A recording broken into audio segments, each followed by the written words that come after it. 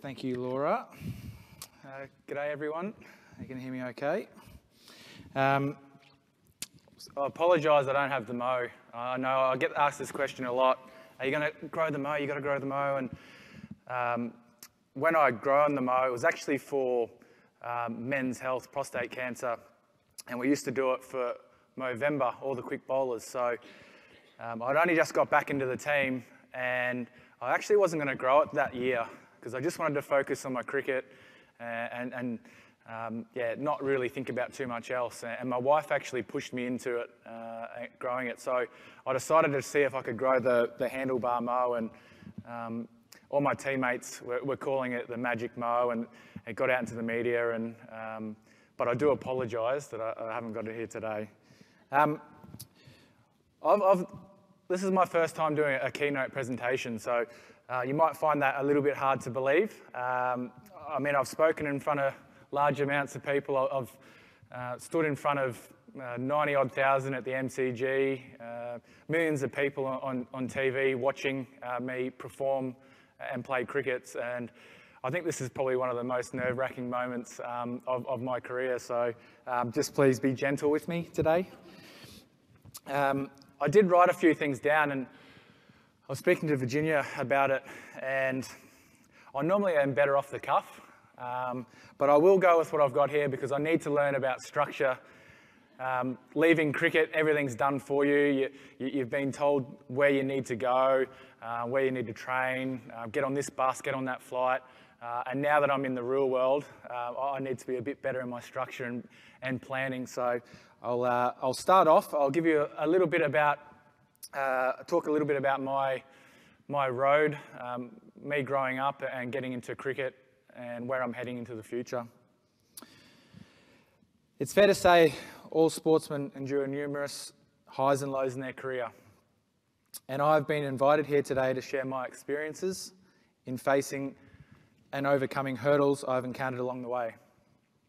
The most recent hurdle is coming here today. As I said, this is my first time addressing a big crowd. So yeah, please be gentle. Childhood and school, for me, were the first hurdles I encountered. Being from a broken and relatively poor family certainly had its challenges. My mum and dad divorced at a very young age, and there's actually not too many people that know this apart from my wife and a couple of my close friends. That I used to think about that a lot. I was probably about 6 or 7 years old when they divorced, and I actually used to have some really bad nightmares about it growing up. It really affected me as a kid. And I can see how it does now that I've got my own family. I've got a 2-year-old boy and a 5-year-old daughter. And yeah, I think looking back at all that, it had a huge impact on me, and it definitely affected me at the time. It was quite tough. I lived with mum through my primary school years and then dad through high school. Both very different parents, both different values. Often I'd go to school with no shoes, dirty clothes, hardly any food, some days none. And I just thought that was the norm. I still think to this day it's almost the norm. I don't sort of worry about it too much. I got out of it, and I am who I am today because of all of my experiences. Making life harder for me was also the inability for schoolwork to cope with schoolwork, poor grades, never any good at mathematics or English, which is quite funny standing up here today talking. I've learned a lot through the media, playing cricket, that's for sure. Skipping class, I think we've all done that at some stage. I think in year 12, the teachers just gave up on telling me off and sending me to the headmaster. Just let me stay in the sports classes that I would always go to, whether it was a golf class or a volleyball class or whatever it may be. To help overcome these challenges, I put all my energy into sport where it became apparent I had some natural ability. Cricket wasn't my first dream. I love cricket like anyone else, backyard cricket. I love watching the Australians play. The West Indians were probably my favourite team to watch. It was actually tennis that I really loved, and I wanted to go to Wimbledon by the age of 18. That was my real goal. But I'll take a baggy green over Wimbledon.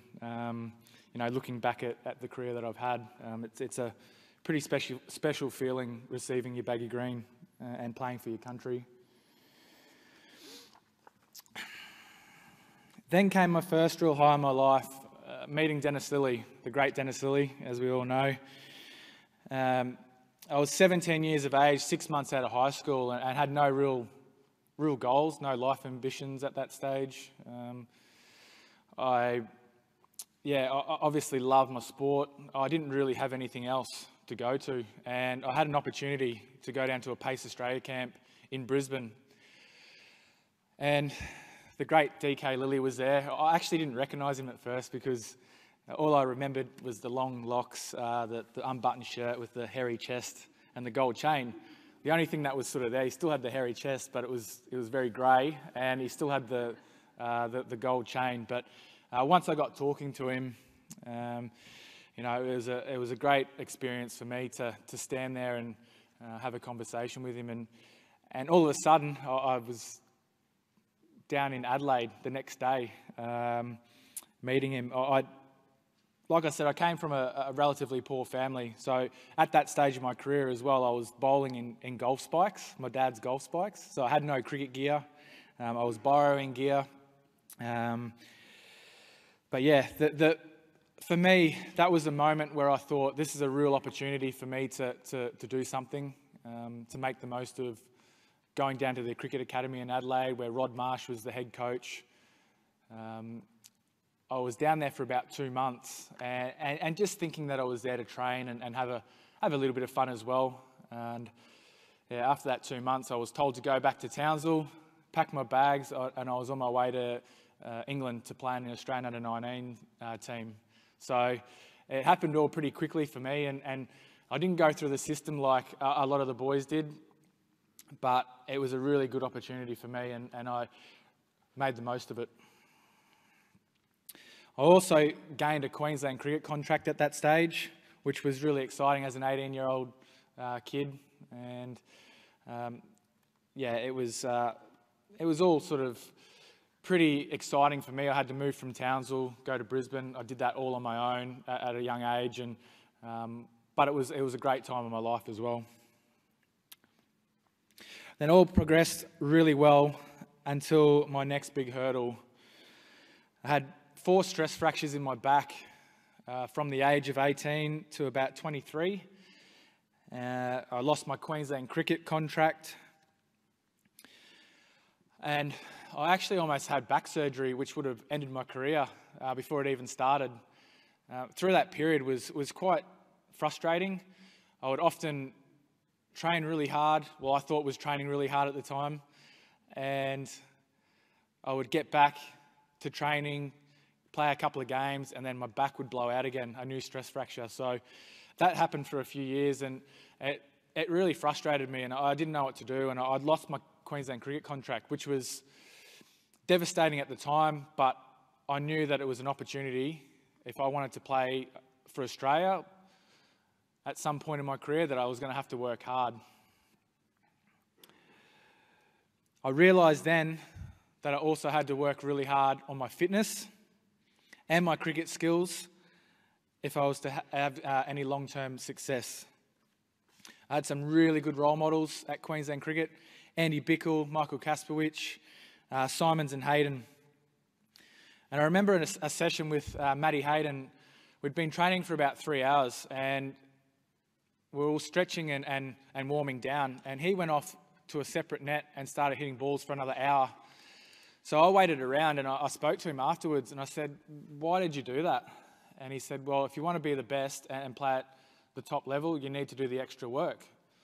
And that really stuck with me, and I always remember him saying that. And I often tell that story to a lot of the young guys coming through, because he was 100% spot on. And I realised that once I started playing for Australia, that you had to do that extra bit. And I learned a lot from him. Around this time, Andy Bickle introduced me to my long-term manager, who drilled into me the need for hard work off the field as well. This hard work paid off, and I was selected initially in the Australian one-day team in 2005. I had a pretty great experience playing in Christchurch for my first one-day game. I didn't get a wicket, but I really enjoyed the experience of being around the Australian team. And like I said, I knew from then on that's what I wanted to do. Throughout 2006 was a pretty good year. I played a lot of one-day cricket for Australia, got a lot of experience. I met my now wife Jess in 2006, who's been by my side for all this time. I went to a World Cup on as the media say, a vacation, a well-paid vacation. But we did a lot of work over there. Myself and Brad Haddon really worked hard off the field to get it, waiting for an opportunity to play in that World Cup, but it never arose. And test selection in 2007 as well, to receive my baggy green after all those years beforehand of not being sure if I was going to make it or not, and the back problems that I had. So that was an amazing moment. Glenn McGrath, the great Glenn McGrath, presenting my baggy green 398. That was my number, or that is my number in the Australian setup. Then doubt set in. My new hurdle had presented itself. Loneliness of travel. Depression, not coping with it all, leading into the Ashes 2009. Problems with my mum, in the media, etc. And the Barmy Army. They're a different breed. I found myself singing their song, "He bowls to the left, he bowls to the right, that Mitchell Johnson, his bowling is shite." And yeah, as a sportsman, you shouldn't be putting negatives into your head. So I definitely was bowling to the left and right. So yeah, what an idiot for singing that song in my head. But I learned a lot through that period. The mum stuff that came out in the media really shocked me. I didn't expect it at the time. I'd had a pretty good year in 2009 until that Ashes series. I'd won ICC Player of the Year, I think, that year. So my form was really good. But it was really strange. The first day we turned up to a practice match, there was media procession lined up from that side of the room to that side of the room, and we had to walk down and be interviewed by every single one of them. And some of the questions that were being thrown at us were quite negative, and I just didn't expect it. I went over there thinking, oh, this is going to be right. Well, I'm playing well. They'll love me over here. And it wasn't the case. So that was my first mistake. Second mistake was not dealing with the media and how my mother came out and spoke about my wife or girlfriend at the time. It really did take me by surprise. I really did struggle throughout that series because of that. I didn't admit it at the time. I think you put on a brave face and you try your best. But yeah, it really had an effect on me for a long time. But those experiences for me were really good learning curves. If I didn't go through those things, I don't think I'd be standing here today. I then had to overcome that period. Around this period, I decided that it was important to manage my workload. IPL cricket in India was around and proving very attractive with huge amounts of money on offer. But I wanted foremost to play cricket for Australia. That was my dream, and that's what I wanted to do the most. Consequently, I decided to forego the IPL, and things went really well for some time until the constant playing and travel wore me down. And my form again started to fade. This period culminated in the South African tour in 2011. So this is where I injured my toe, taking off for a quick single. It was actually Pat Cummins' first test match, and it happened, and I wanted to stay out there. I actually got told to come off by the skipper, and I pretty much told him where to go. because I wanted to win the test match with Paddy Cummins. And we won that test match, but through that test match and before, I was having a lot of doubts. A lot of the media were talking about my form, and my head was scrambled. I was actually hoping to get injured at that time in my career because I just wanted to get away from the game. And it's hard for you to go up to a selector or the coach and say, look, can I just have a rest for a couple of weeks? I don't feel like playing right now. It doesn't work like that, so the injury came at a really good time for me, and I was able to get away from the game and focus on a few things that I needed to work on. One of those things was my skills again. I needed to mentally refresh. I was just absolutely exhausted from copping a hammering for however long it was. So that break was a blessing in disguise. It took me about 9 months to get back, and I met some really good people along the way, some really positive people. And that's one thing that I really noticed, that I needed those really good people around me throughout the rest of my career, and I was able to keep a handful of those people around. So my wife being one, Dennis Illy, Troy Cooley, who was my fast bowling coach since 17 as well. So yeah, had plenty of good people around me. I had to reflect a lot in that period as well, and how much I really did want it. Did I really want to come back and play for Australia? I was 30 years of age, I think, at the time. It meant I had to work harder again. The journos were writing me off. I think even some of the players were. I was definitely down the pecking order of fast bowlers. I think I was told by one of the selectors at the time that I was at least 8 or 9 in the pecking order, maybe even more. But that didn't deter me. It actually made me want to come back and play even more because I felt like I had some unfinished business. I felt like I hadn't played my best cricket and hadn't been free to do it my way. And I guess I didn't really believe in myself up until the second part of my career that I could actually do well at this level, which you might find strange, me saying that, but I definitely didn't have a lot of confidence playing through the first part of my career. And so the injury was it really was a blessing in disguise. Finally the high of getting back in the Australian setup. I played a one-day series in the UK, which was a real test for me. Going back and seeing my good friends, the Barmy Army, and seeing how I was going to cope with that and the pressures of playing at the highest level again. And I felt like I did a pretty good job. I went over with a really open mind, a really positive vibe. I didn't let the crowds affect me. I basically said to myself, anything they say to me has been said in the past. It's not going to hurt me. So I think I handled it really well in the end, and it was a good test for me. Then the Indian tour. I don't know how many of you know about the homework gate saga, which was really disappointing. Because as you remember, I did confess that I was never any good at schoolwork, so my homework at cricket was never going to be any good as well, which was never an excuse.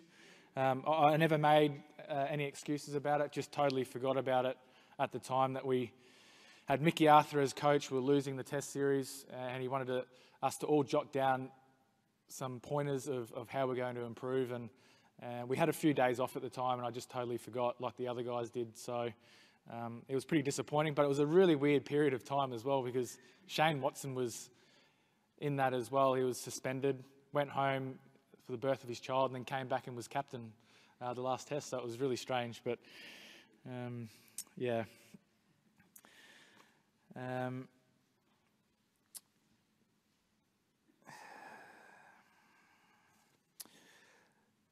This disappointment of the homework gate brought back some doubts again at the time, but I fell back on my mantra of hard work and positive thinking, and things turned around yet again.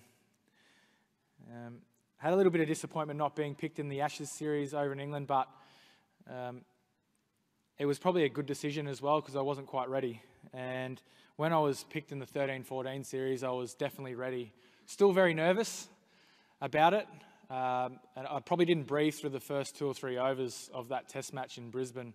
But once I got my first wicket, I was on my way and I really enjoyed it. it was just a really exciting series. I mean, there was a lot of talk about the performances that I did through that series, but if I didn't have Ryan Harris, Nathan Lyon, Peter Siddle bowling in partnerships with me at that time, I wouldn't have been able to produce my best. Also, the South African tour after that, I was able to go over there to perform. One of the things that blew me away in that tour was turning up and seeing about 5 or 6 young kids, about 10, 11, 12. They had the fake Mo's on, so they'd done it with a pen. And that sort of brought a big smile to my face, because when you go overseas on a tour, you generally don't get that support. So that was really nice to see. And that had made an impact on those young kids. I'd also won the ICC Cricketers Award again for the second time, AB medal. And also in that period, the 2015 World Cup in Australia, which was absolutely unbelievable. To play in front of a home crowd, I said 90-odd thousand at the MCG in a final. It doesn't get too much better than that. Next for me, retirement. How I realised it, the fears, sort of eased out by playing a bit of T20 cricket around the world. Yeah, I mean, it was a pretty easy decision for me. It sort of started about a year before I did retire that I was starting to think about it a lot, where I sort of could see myself going in the future.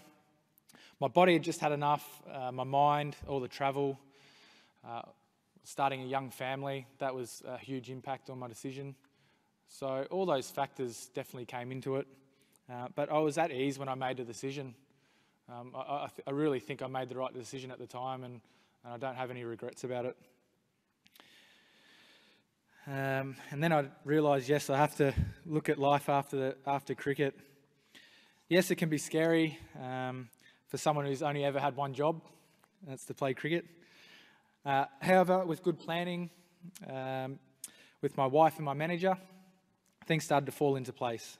Investing in companies and projects, ambassador roles, doing some commentary with Star Sports recently, took myself out of my comfort zone and went to India and did some commentary there.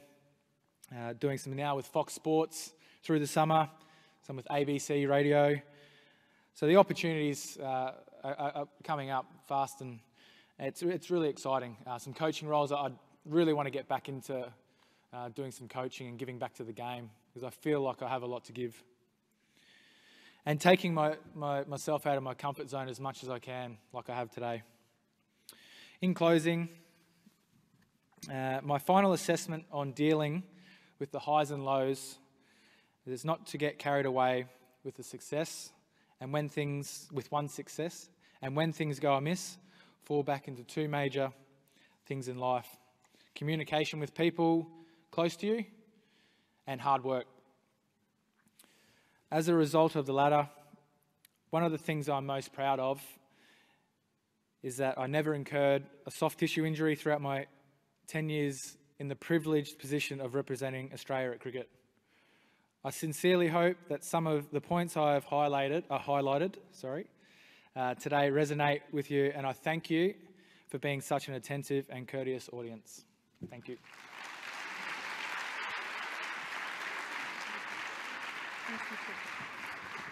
Take a seat over on one of the chairs. Grab your water with you. Okay. Good. Yeah. Yeah. Thanks, Mitchell. That was tremendous. Well done. His first keynote ever, guys. Come on. I'm still sweating. It's terrifying, isn't it? When you're standing up there, you've got all these eyes staring at you, you know. The words look like a good idea when you wrote them down. You look and you think, this is stupid. Yeah. And That's when you say it, yeah. And now I have to say it. Whose idea was this? How did it feel? Well, I sort of compared it a little bit to, this will sound funny, but playing against Sachin Tendulkar in India. You're Sachin Tendulkar, guys. Oh, my God. When he walks out to bat, the crowd is absolutely alive. And I've got him out a few times, luckily. And you're the most hated person in the country when you do, and the crowd is dead silent. So to me, that felt really awkward because it was so quiet.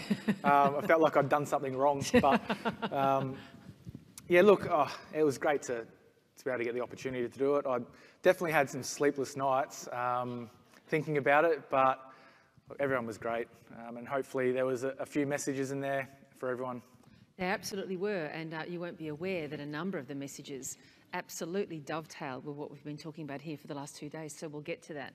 And I welcome your questions, but let me have a bit of a chat here first, and then we'll get to some of your points, because there's so much there to go to, so much to have a talk about. It's hard to fit it all in, actually. Yeah, no, absolutely. I know we could have let you stand up there for 20 more minutes. I'd like to, though, because I've always been interested in when it comes to elite sports people. And I've read a lot about the idea of, flow, when you're in that moment of flow where mind and body just works together, it's innate. You're not thinking about it, You run in, the ball flies out of your hand, middle stump. Can you describe for us what that feeling is like? Well, I can tell you that feeling doesn't happen a lot. And you probably hear that from a lot of sportsmen. But when it happens, you just go with it. It's one of the most incredible feelings. You feel like you're floating. You're not thinking about anything at all, really. I guess as a cricketer, as a bowler, when you're at the top of your mark, you want to know what ball you're bowling. And I tried to keep it as simple as possible. Once you knew that, then your mind had to be free. And when you're in that zone, you just felt like you were running in on a cloud. They were probably my best days of bowling my quickest as well. You don't even feel like you're trying. Your body and your mind's just in sync, and yeah, you're just in that zone. You're almost like it's almost like tunnel vision. And so when you have it, you've just got to roll with it. Beautiful feeling it must be. Yeah, absolutely amazing feeling. It's something I guess I will miss, and now doing a bit of commentary with the cricket, I did some last night in Perth, and I do miss it a little bit, but I know what those guys are going through, and it's really exciting to see that. But yeah, I'm sure I'll get that feeling of being in the zone again, doing something else, I'm sure. Take me back then to when you first experienced something like that as a kid. I'm always interested speaking to sports people, musicians in particular, that moment where you go, I can do this. Not only that, I think I might be good at this. Do you remember that first feeling? It was really late. It wasn't as a kid. Like I mentioned, I didn't have a lot of confidence in my abilities. I never thought I was the best at tennis or any other sport that I played. I knew that I had natural ability. Yeah. And I found out pretty quickly when I went to the cricket academy where I sort of stood. Yeah, you can have ability. Here's an example, actually. I played tennis for a long time, and there was a kid that I played with, Sean Hutchinson, his name is, and we used to train a lot together, play against each other. And I used to wipe him off the court. Over the years, he started getting better and better, and I pretty much stayed the same. I didn't get any better. So he was getting a lot of practice off me, and I didn't realise it until the day he beat me. It was devastating. Yeah. But I learned a lot from that. I learned that you have to work hard, and he was never naturally good at tennis. He had to work really hard. So he was probably my first lesson. Never underestimate your opponent, but that's something I learned going to the cricket academy as well, is that there's plenty of guys here with natural ability. It's whether you really want to work hard or not. So what distinguished you, do you think? When did you find that devastating left arm of yours? When I was 30. I'm only 36 now. I'm still learning. I mean, I finished my career and I was still learning. Glenn McGrath used to say it a lot. He said at the end of his career, he said, I'm still learning. And he was one of our greatest that we've had, if not the greatest fast bowler. So it really wasn't until I was 30, after my toe injury, I really didn't know what I was doing up until that stage. When I was playing well, I was just going with it. And when the bad performances came, I didn't know how to fix it. So hence why I bowled all over the place at a period of time there. Yeah. I didn't know how to get better. I had people giving me all this information, but it was all about me in the end. I needed to believe in myself, and I didn't at that period of time until my injury. And like I said, I needed to clear my mind. I met some really good, positive people in different walks of life. So I learned a lot in that period of my injury in the 9 months, and I came out of that feeling really confident, had that belief in my ability. I did it my way, and I had a lot of people telling me I should bowl as a tall bowler, getting into the technical terms, but I should be a tall bowler, but that just wasn't me. I was more of a slingy bowler, and I just backed that. And like I said, also having the right guys with me in the team, Peter Siddle, Ryan Harris, Nathan Lyon, working together, that also made a huge difference. It was more belief than anything. I think that's a really interesting observation you made in your talk about finally getting good, positive people around you. And I'm sure, like myself, like the audience, would have been surprised to hear that those positive people weren't there in your life. Why do you think they were missing? Yeah, well, I didn't know any different at that young age. I just thought it was normal. Like I said, going to school with no shoes, yeah, there was a couple of kids that were the same. Yeah. So that kind of stuff. So was, you didn't learn that early self-care, if you like? I guess not, no. And since moving I now live in Perth. I grew up in Queensland, live in Perth with my wife Jess, and her family is quite close. Yeah. And when I moved to Perth, I found it really awkward that they were always speaking to each other, bringing each other up, seeing each other. I just found it was really odd. And I still sometimes do. I don't know why, but I'm getting better now that I've got my own family. Yeah, I really do have a lot of love for my kids, and it makes me work really hard at my marriage, where it's not all the glamour side of things. Sure. So we all have our issues, but it gives me a bit more of an understanding now. So I want to be able to be there for my kids and work really hard on that. It's funny, isn't it? I mean, having kids, it's almost like an opportunity to kind of mend some of those wounds and problems of the past, isn't it? Where you look at it and you go, oh, I see. That's what you're supposed to do. Yeah, and look, I still love my parents and what they've done for me. My mum had me at the age of 17. I actually almost died at 5 months old. What from? I had a polyostenosis, so I've got a huge scar on my gut, so like a bad case of reflux, I guess. Right. I was getting no food in, it was just all power spew across the room. Spewed in Mum's mouth a few times, so she enjoyed that. It's what we do. I went through that period at the start. Mum didn't really know what was going on, and it was actually my nan and pop that said, "Oh, you should take him to hospital." So I had the operation, all good and well. But I guess my parents did what they could. My dad grew up on property, so I lived with him throughout high school with my brother. He was very different. He was very strict, whereas Mum was a little bit more laid back. But yeah, the divorce definitely had an impact on me at a young age, and it's something, like I said, I do think about now. Like, that's why I do try and work hard on my marriage, and try and be a positive influence as much as I can to my kids. We talked a lot about mental health, about anxiety, about depression in this conference, and we'll get to that because you raised that in your talk. But talk to me about the joy and the fun. So when you are flying high and you're this celebrated international cricketer and everyone knows your name, even the Barmy Army, what's that feel like? I think it was a show. They were showing a respect.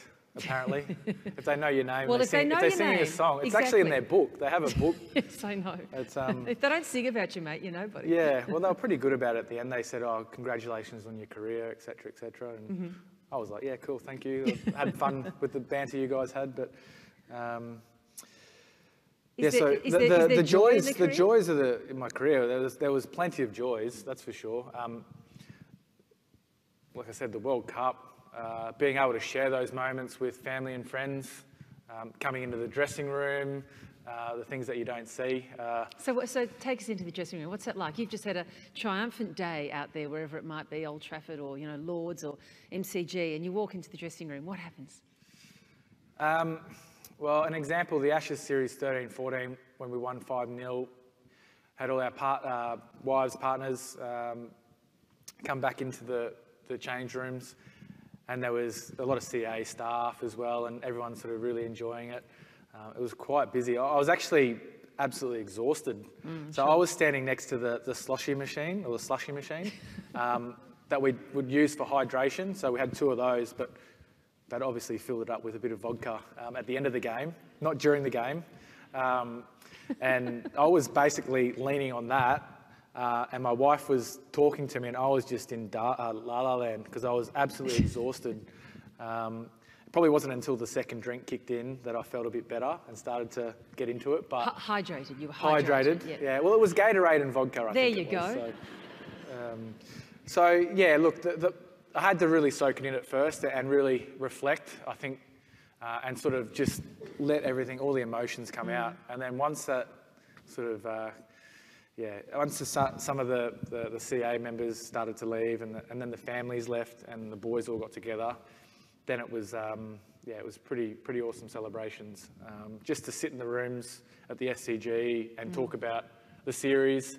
And the England team came in and we talked to them, and that's always a great experience as well, because you find out that you have a lot in common. Sure. You go through the same thing. You go through the travel, the loneliness, the stuck in airports for hours on end, all those wasted hours. There's so many similarities, families. So it probably should happen a bit more, the teams get together. But yeah, that was sort of after a successful series. You would enjoy each other's company.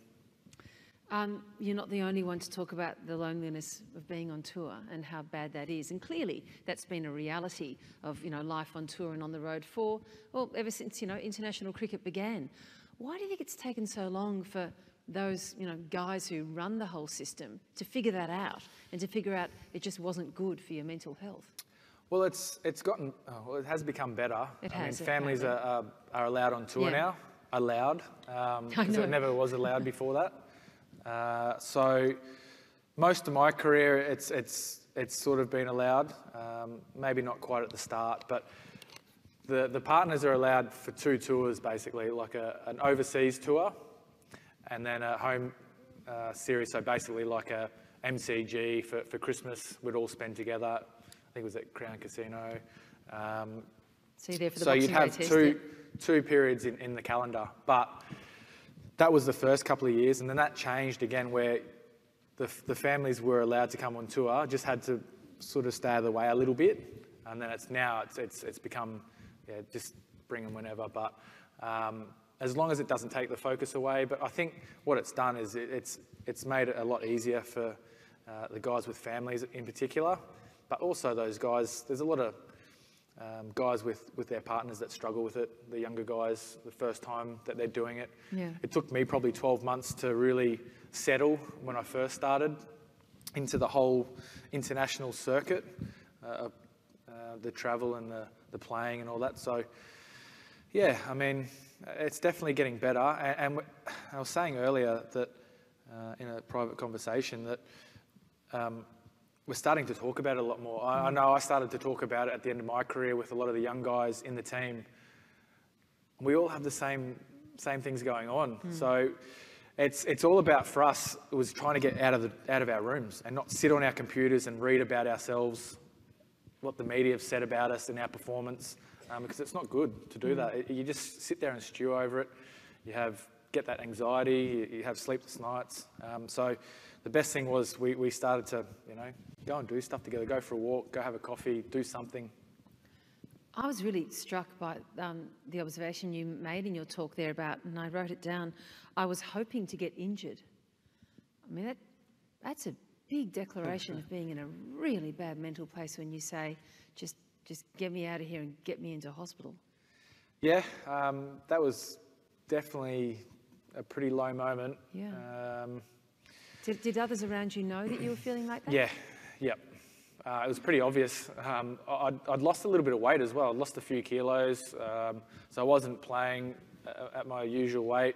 It was pretty obvious on my face that I was struggling. I'd even changed my run-up in that game to a really short run-up, which was stupid of me to do, but I think the bowling coach at the time suggested it, and I just did it because I wanted something to work.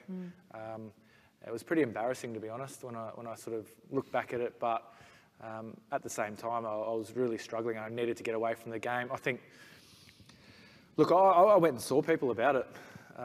throughout my career. The mum incident, when she came out and said nasty things in the paper, Yep. and the media jumped all over that. I actually went and spoke to a psychologist on my own. Did you find that helped? It definitely helped me talking about it.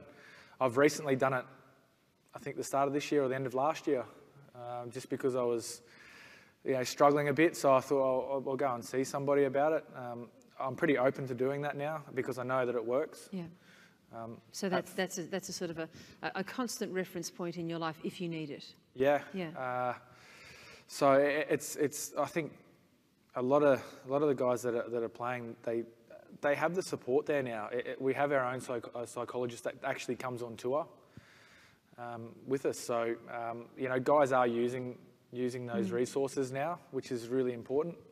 I just hope that guys keep speaking up about it and it does get better. Love to take some questions from you in the audience. I'm sure there must be some. Can you whack your hand up? And do not save these questions for the end, as you've been doing from time to time. I've got one here, and then I'll take another one. Anywhere else at this stage? I've got tons here on the app. Did you put them all on the app, did you, for me to read out? Yes, okay. Thanks very much, mate. That was cracking. Go right ahead. My name's Michael. I've got a question around pain and how Hard you... to hear you, mate. Don't know what's going on. Is that better? That's it, yep. My name's Michael. I've got a question around pain and pain management. There's a theme of the last couple of days on how, people manage pain, and, I'd love to hear your approach or strategies or principles to dealing with that. A lot of, Yeah, good question, actually. I've not really been asked this question. Not being a contact sport, people just automatically think that it's pretty easy to run in and bowl as a cricketer, but it takes its toll on your body. There's quite a fair bit of effort involved. It's not really a natural action. So I'll start with this. Ryan Harris, who basically hobbled around on one leg for a long time, bone on bone with his knee. I've never had that problem, so I don't know what it feels like, but his pain threshold was quite high. But at the same time, when he couldn't play anymore, it was in the England series 2015, and he was just absolutely devastated. And I went and spoke to him about it. I said, look, this is great for you in the end, because I've been really worried about the amount of painkillers, Voltarens, just anything that he could get his hands on. And that was, really worrying for me, because he didn't know that he was doing it so much. But at the same time, I sort of understood as well, because he wanted to play for his country, and his body wasn't allowing him to. So there was a lot of risk involved with him. From my point of view, I tried to stay away from that as much as possible. It was only when I really needed it. I busted my finger, I dislocated my finger in the UAE, and it was 2 days out before a test series, and it was my bowling finger. So every time in warm-up I tried to release the ball, it would just hurt me so much. So I actually had to take painkillers during that game. And I ended up vomiting on the field because I wasn't used to painkillers, and that's the effect it had on me. I always liked to feel what my body was going through. There was times where in India you bowl a lot of overs. I bowled in one series. I was in Delhi in 2008, I think. I bowled about 50 overs in the match. The first innings I'd bowled 30 overs, came off the field, and I couldn't bend over to touch my toes. I basically could go to there. And as a bowler, you need to be able to bend your back and get your follow through. So I was on the workbench getting treatment as much as I could. I took a couple of Voltarens, but that was, for me, I had to take it because I needed to bowl in that second innings. But like I said, recovery was really important. That was something I learnt over time. Getting the right amount of sleep was really important. There's so many little things that we needed to do to look after our bodies, getting massage and physio and stuff like that. So you have to be really on top of that stuff and in tune with your body. So yeah, I generally tried to stay away from as much of that stuff as I could, because I actually liked the feeling of feeling sore. Because I don't know, it's strange, but If I could feel my body, then I was happy, because then if I was on painkillers and snapped my Achilles or something, then I'm just going to be doing more damage. And I understand that feeling of that pleasant soreness, of where your body's sort of telling you mostly. that it's worked out. Any other questions here? I don't want to overlook anyone, and it might be your only opportunity. Yes, I've got one over here. Thanks so much. Oh, wait till the microphone comes your way. There you go, and nice and high. Who do you rate as the best batsman you've bowled to? So you mentioned Sachin Tendulkar, but are there others that are challenging? And just give us some thoughts on that. Yeah, there's a couple that stick out. I got the opportunity to bowl to Brian Lara, and I bowled to him in a practice match before a series in Australia. It was at the Allan Border Field in Brisbane. About 10,000 people turned up. And my first ball I bowled to him, came back into him, hit him on the pad in front, and I appealed, and the umpire said not out. I was devastated. I was only a young kid. And I walked back past the umpire. I said, "How's that missing?" He goes, "Mate, they're not here for you." The crowd. I was like, "Oh." I was like, "Right." So back to my mark I go, and I'm like, a bit annoyed, but I sort of understood. Next ball, I think he let it go. But the next ball after that, I knocked his, middle peg out of the ground. And he's walking off, and I think it might have been the end of the over. I walked down to fine leg. This is where it sucks to be a fast bowler, because I was copping an absolute mouthful. They're like, "Mate, we're not here for you. We wanted to see Brian Lara play," etc., etc. So he was an idol as well. So to be able to bowl to him, Sachin Tendulkar, to play against him and play on his same team in the IPL was a pretty amazing experience. Just if you didn't get him out in the first 10 balls, he was tough work. And I wasn't one of those bowlers that would grind out, so I'd get in there and try and blast him out pretty much, yeah. Recent players, AB de Villiers, and I say him because, yeah, his performances are outstanding, but it was his mental attitude, the way he presented himself in the middle. His team could be in trouble, and you wouldn't know that he was sweating under that helmet. He was just so focused on what he needed to do, and he took me off my game a fair bit in my career, to be honest. I did get him a couple of times, but he got me probably more. Alistair Cook was another one. There's a fair bit of debate about him being a pretty slow scoring batsman, but he was your typical test batsman, which was what I loved playing against as well. Test cricket was my favourite game, and to be able to go up against the best was always good. Thanks for that question. Audio, I don't think we're getting audio fold back here. I think that's the problem with why I'm just hearing the booming in the room, so that might help too. Reflections on the ball tampering saga from you, Mitchell? Disappointing. What's the worst you've ever done? It's just us. What? See, it's an interesting one, because we used to occasionally practice with a reverse swinging ball. Like, we'd do all different stuff. Like, we'd dunk a wet ball when we played a day-night game. We'd basically get the concrete and get the ball to reverse it. But in a game situation, the worst that I ever did was throw it into the wicket.